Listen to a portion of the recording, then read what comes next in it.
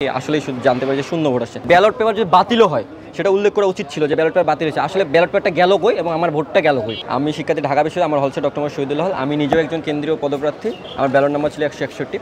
And হচ্ছে আমি নিজে যেহেতু শিক্ষার্থী, আমি একজন ভোটার।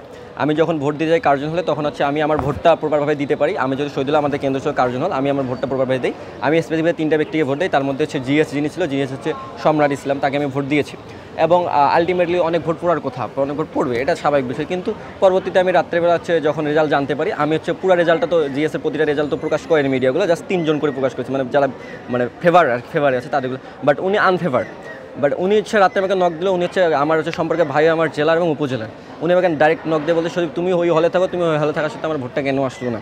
তা আমি বললাম, ভাই তো আমি ভোট দিয়েছি, আমার কাছে ওনার কনভারসেশন আছে। আমি বললাম, ভাই আমি তো ভোট দিয়েছি, নিজ হাতে ভোট দিয়েছি। এরকম কিছু যদি হয় তাহলে আপনি আমাকে প্রমাণ দেন যে আপনার ভোট জিরো আসছে, আপনি প্রমাণ দেন। প্রমাণ দিলে আমি কথা বলতে পারবো না। দেন হচ্ছে আমি আজকে সারা অপেক্ষা ছিলাম। গতকালকে আমি যে মানে ভেরিফিকেশন করি, আগে ভেরিফিকেশন না করতে আমি একজন মানে মানুষের কথা উনি বললো আমি অতি উৎসাহিত এটা বলবো এমনটাও না। দেন হচ্ছে আমি সেটা ভেরিফিকেশন করার অপেক্ষা ছিলাম। আর গতকাল রাত্রে হচ্ছে আমি এখানে ডাকসু কিয়া সিনেটে ছিলাম।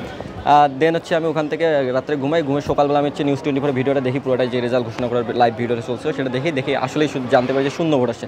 বাট আমার এখানে একটা অভিযোগ হচ্ছে, আমি যে ভোটটা দিলাম আমার তো একটা ভোট কাস্ট হওয়ার কথা, যে একটা ভোট পড়ছে ওই কিয়াতে, সেই জায়গাতে হচ্ছে আমার অভিযোগ যদি ব্যালট পেপার যদি বাতিলও হয় সেটা উল্লেখ করা উচিত ছিল যে ব্যালট পেপার বাতিল হয়েছে। আসলে ব্যালট পেপারটা গেল কই এবং আমার ভোটটা গেল কই, এটাই আমার মূলত অভিযোগ। আমি এইখান থেকে সন্দেহ একটা করতেছি যে গতকালকের অনেক প্যানেল থেকে অনেক রকম অভিযোগ এসেছে ভোট কারচুপি। আমারও সেই ক্ষেত্রে আমার যেহেতু আমার প্রেক্ষিতে এটা ঘটেছে, সেহেতু হচ্ছে আমার মনে হচ্ছে যে ওই জায়গা থেকে যে ভোট কারচুপির একটা সন্দেহ আমারও জাগতেছে। যদি তারা এটা প্রমাণ করতে পারে তাহলে ঢাকা বিশ্ববিদ্যালয় শিক্ষার্থী যে রায় দিয়েছে, ঢাকা বিশ্ববিদ্যালয় শিক্ষার্থী শান্তভাবে রায় দিয়েছে, হ্যাঁ আমরা ভোট সুষ্ঠু মেনেছি, তাহলে আমি মানতে রাজি।